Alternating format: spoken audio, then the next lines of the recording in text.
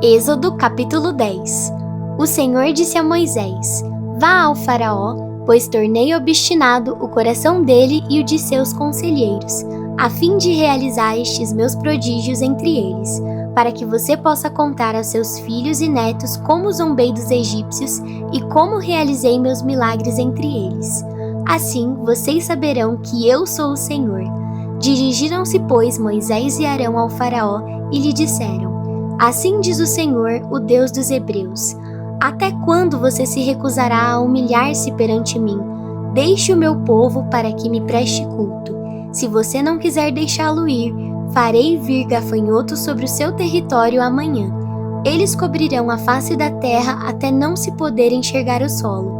Devorarão tanto o pouco que ainda lhes restou da tempestade de granizo, como todas as árvores que estiverem brotando nos campos. Encherão os seus palácios e as casas de todos os seus conselheiros e de todos os egípcios, algo que nem os seus pais nem os seus antepassados jamais viram, desde o dia em que se fixaram nessa terra até o dia de hoje. A seguir, Moisés virou as costas e saiu da presença do Faraó. Os conselheiros do Faraó lhe disseram: Até quando este homem será uma ameaça para nós? Deixa os homens irem prestar culto ao Senhor Deus deles. Não percebes que o Egito está arruinado? Então Moisés e Arão foram trazidos de volta à presença do Faraó, que lhes disse: Vão e prestem culto ao Senhor, ao seu Deus. Mas digam-me, quem irá? Moisés respondeu: Temos que levar todos, os jovens e os velhos, os nossos filhos e as nossas filhas, as nossas ovelhas e os nossos bois, pois celebraremos uma festa ao Senhor. Disse-lhes o Faraó: Vocês vão mesmo precisar do Senhor quando eu deixá-los ir com as mulheres e crianças. É claro que vocês estão com más intenções. De forma alguma, só os homens podem ir prestar culto ao Senhor, como vocês têm pedido. E Moisés e Arão foram expulsos da presença do Faraó.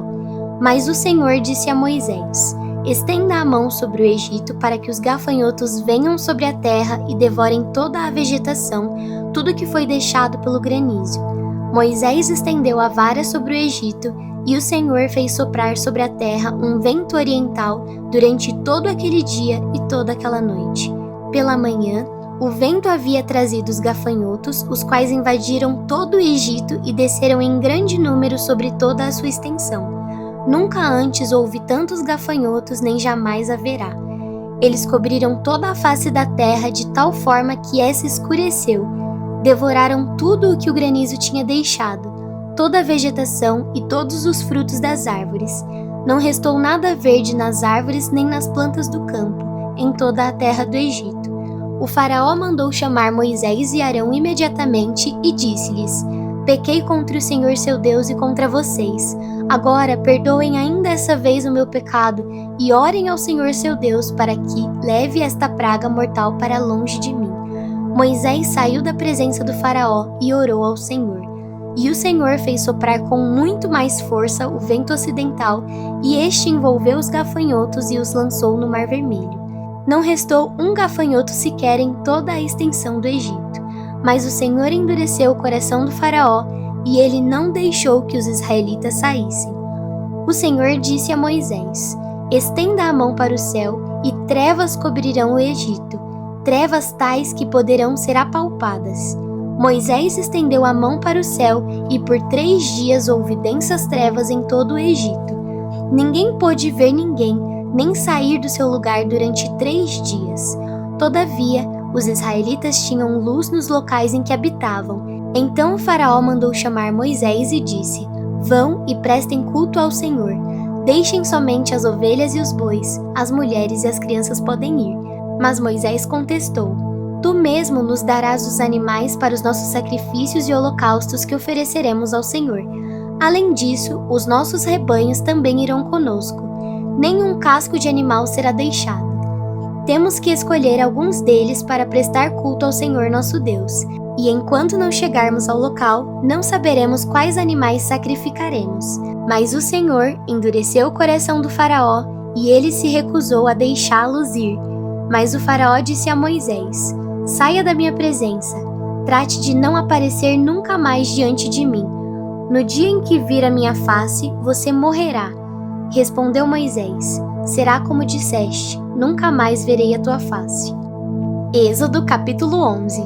Disse então o Senhor a Moisés: enviarei ainda mais uma praga sobre o faraó e sobre o Egito. Somente depois desta, ele os deixará sair daqui e até os expulsará totalmente. Diga ao povo, tanto aos homens quanto às mulheres, que peça aos seus vizinhos objetos de prata e de ouro. O Senhor tornou os egípcios favoráveis ao povo, e o próprio Moisés era tido em alta estima no Egito pelos conselheiros do faraó e pelo povo. Disse, pois, Moisés ao faraó: assim diz o Senhor, por volta da meia-noite passarei por todo o Egito. Todos os primogênitos do Egito morrerão, desde o filho mais velho do faraó, herdeiro do trono, até o filho mais velho da escrava que trabalha no moinho, e também todas as primeiras crias do gado. Haverá grande pranto em todo o Egito, como nunca houve antes, nem jamais haverá. Entre os israelitas, porém, nem sequer um cão latirá contra o homem ou animal. Então vocês saberão que o Senhor faz distinção entre o Egito e Israel. Todos esses seus conselheiros virão a mim e se ajoelharão diante de mim, suplicando: saiam você e todo o povo que o segue. Só então eu sairei. E com grande ira Moisés saiu da presença do faraó. O Senhor tinha dito a Moisés: o faraó não lhes dará ouvidos, a fim de que os meus prodígios se multipliquem no Egito. Moisés e Arão realizaram todos esses prodígios diante do faraó, mas o Senhor lhe endureceu o coração e ele não quis deixar os israelitas saírem do país. Êxodo capítulo 12. O Senhor disse a Moisés e a Arão no Egito: este deverá ser o primeiro mês do ano para vocês. Digam a toda a comunidade de Israel que no 10º dia deste mês, todo homem deverá separar um cordeiro ou um cabrito para a sua família, um para cada casa. Se uma família for pequena demais para um animal inteiro, deve dividi-lo com seu vizinho mais próximo, conforme o número de pessoas e conforme o que cada um puder comer. O animal escolhido será macho de 1 ano sem defeito, e pode ser cordeiro ou cabrito. Guardem-no até o 14º dia do mês, quando toda a comunidade de Israel irá sacrificá-lo ao pôr do sol. Passem então um pouco do sangue nas laterais e nas vigas superiores das portas das casas nas quais vocês comerão o animal. Naquela mesma noite comerão a carne assada no fogo, juntamente com ervas amargas e pão sem fermento.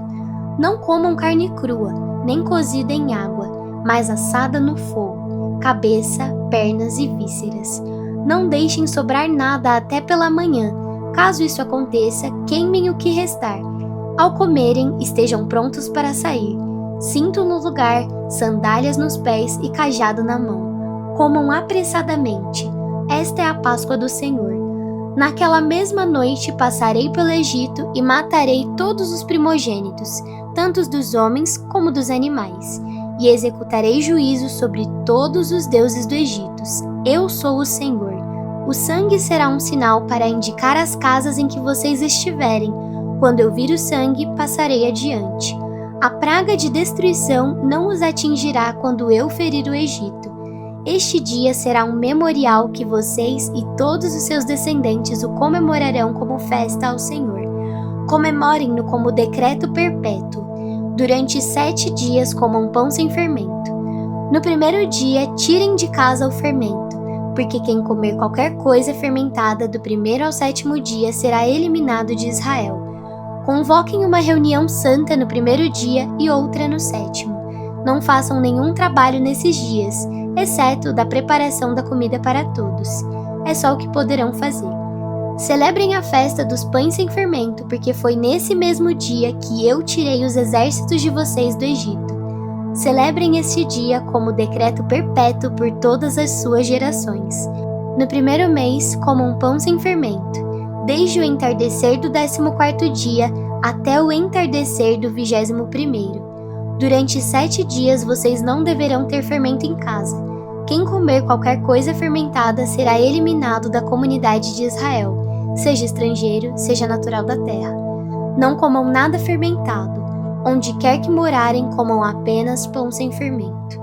Então Moisés convocou todas as autoridades de Israel e lhes disse: Escolham um cordeiro ou um cabrito para cada família. Sacrifiquem-no para celebrar a Páscoa. Molhem um feixe de hisopo no sangue que estiver na bacia e passem o sangue na viga superior e nas laterais das portas. Nenhum de vocês poderá sair de casa até o amanhecer.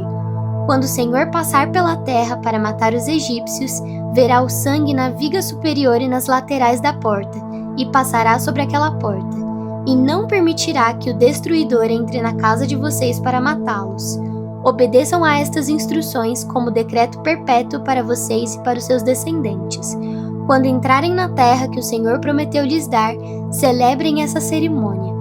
Quando seus filhos lhes perguntarem o que significa essa cerimônia, respondam-lhes: é o sacrifício da Páscoa ao Senhor, que passou sobre as casas dos israelitas no Egito e poupou as nossas casas quando matou os egípcios.